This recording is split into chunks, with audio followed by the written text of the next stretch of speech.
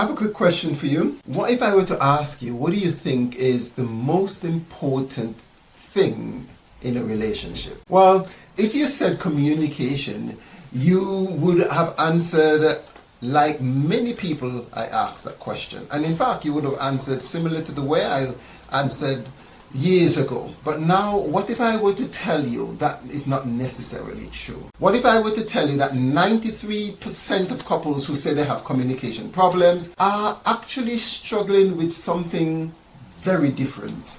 Now, think about it. If you're in a relationship, if you're in a marriage, you might have tried the I statements, you've tried active listening, you have read books, you might have even gone to couples counseling and the therapists have given you frameworks and active listening techniques, and when you go home, it still falls apart. You have spoken till your mouth is dry.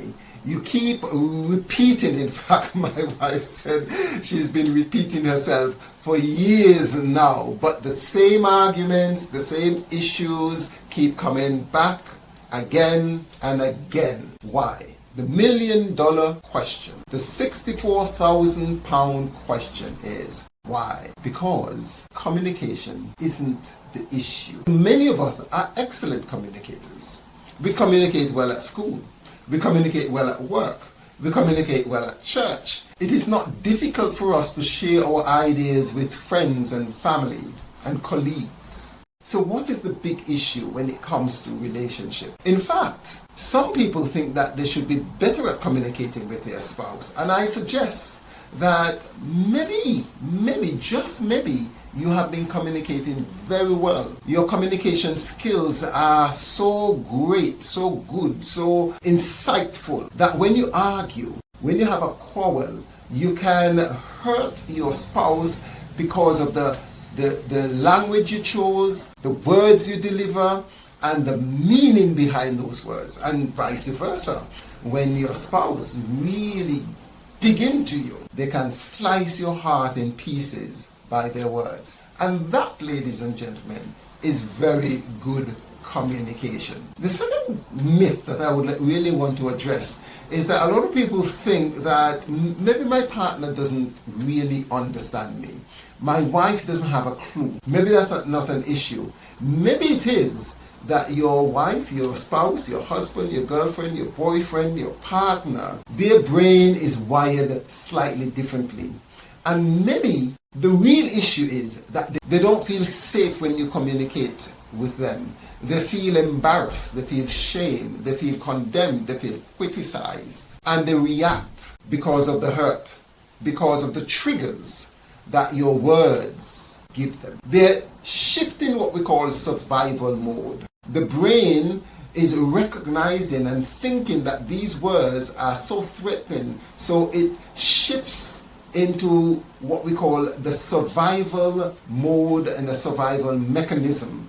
And hence, when they are in that mode and when you are in that mode, you're not able to hear the other person. Neither is the other person able to hear you because they are busy, one, protecting themselves, fleeing, fighting, or trying to survive, or two, withdrawing and covering themselves emotionally from the arrows, from the bullets of the words that are coming to you. And some people think, oh, we just need to talk more.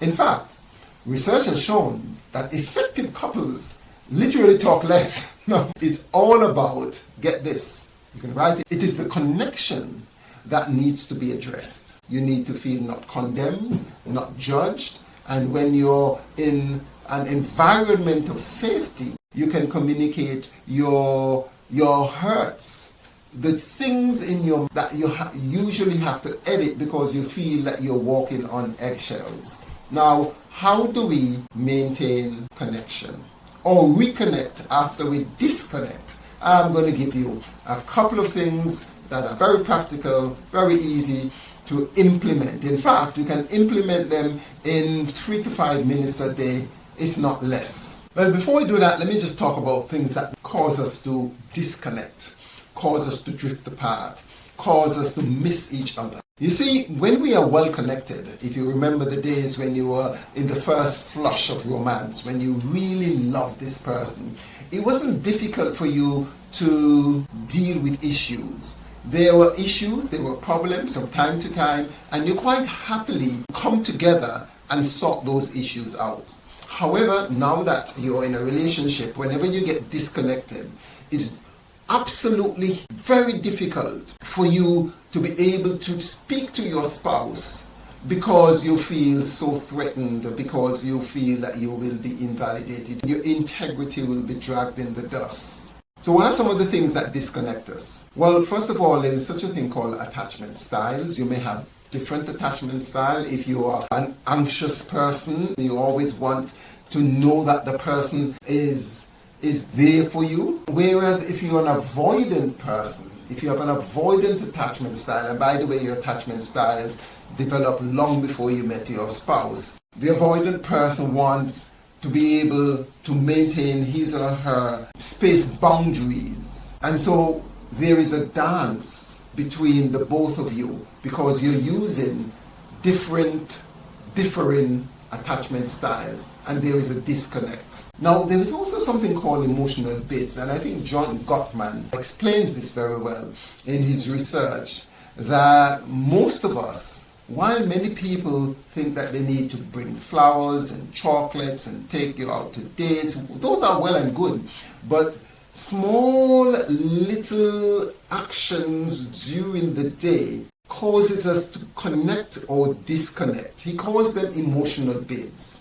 And they could be as simple as your spouse saying, hey, look at what I'm reading. My wife the other day, she was going through a book, something hit her, she triggered her, and she got an aha moment, and then she said, you can listen to this.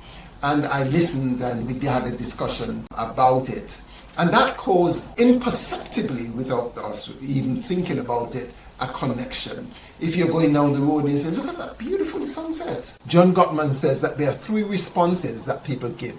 They could turn to the individual and acknowledge what the person is saying, even if it's just a nod or a little, or something to say, yes, I hear you. Yes, I'm validating what your experience is, so that the person feels heard, the person seen, the person feels seen. And by the way, we want to know that we are seen by the other. We want to know that we are enough for the other. We want to know that we belong to the other. So these are little ways of just being aware of how your spouse is, in subtle, simple ways, trying to connect with you, makes the major difference in whether or not you feel disconnected or whether you feel safe and well plugged in and connected to your spouse. The other thing that we need to recognize, particularly when we are trying to communicate in a heightened state, emotional state, is that when you're angry, when you're frustrated, when you're boiling over, communication is impossible or very difficult. Because when that happens, your mind, your brain shuts down the intelligent cognitive function of itself, and it begins to operate on emergency mode. And when a person is angry, they can't hear you. When you're angry, you can't hear the other person because you are just fighting fire with fire. What you need to do in that moment is to de-escalate, debrief, bring yourself back down to calm so that your conscious, intelligent, cognitive mind could come back on stream and analyze what's going on. So flooding can literally not only disconnect you or prevent proper communication from happening. What can you do? First of all, make sure you connect. The million-dollar question: how do you connect? There are many ways of connecting. First of all, we connect through sight. Have you ever seen a child, or if you have a son or a daughter, a little girl or a little boy, they sometimes would literally say, Daddy, Mommy, look at me, look at me. What they want to do is to make sure that you see them. They want to be valued and validated. Similarly, the need to be seen doesn't go away. In fact, it's an important need. So you want to look at your spouse and you want to validate them, you want to appreciate them. The first time you were going out, you spent a lot of time gazing at each other, looking in each other's soul through your eyes. So you want to start doing that again. The first sign of disconnection is looking away when the person tries to look at you. Now you want to look at the other person with appreciation in your heart. The second thing is to touch. Children are masters of this. They always want to hug, they always want to be near you, they always want to cuddle. Boys will play fight. That the touching connects people.